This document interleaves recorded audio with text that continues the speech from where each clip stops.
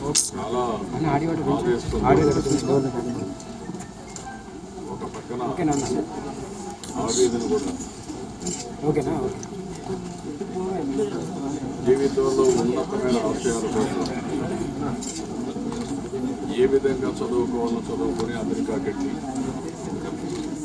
తల్లిదండ్రులు కష్టపడిన తీరు కూడా వాడు స్ఫూర్తినిచ్చింది. వాళ్ళ తండ్రిని చూస్తే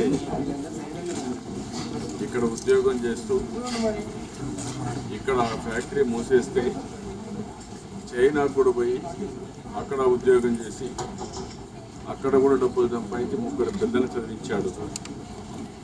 శ్రీనివాస్ ఇక్కడి నుంచి అమెరికాకి వెళ్ళాడు, అక్కడ కూడా చదువుకున్నాడు, కష్టపడ్డాడు.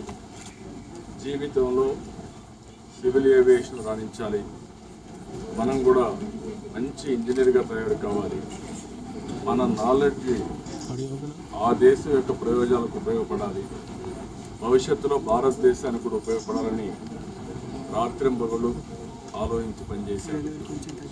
ఆ తర్వాత సునైన అక్కడికి వెళ్ళడం, ఆ అమ్మాయి కూడా చదువుకోవడం, ఇద్దరు కూడా బాగా చదువుకుని బాగా పనిచేసి పైకి వచ్చారు. అలాంటి సమయంలో ఈ దుర్ఘటన జరిగింది.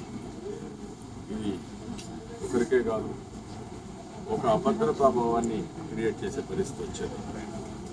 ఈరోజు ఇండియా నుంచి ఎవరు పోయినా ఒక అవకాశాలు వస్తున్నాయని, అక్కడ మంచి అవకాశాలతో ఇంకా వాళ్ళ క్యారియర్ బాగుంటుందని ఉద్దేశంతో పోతున్నారు.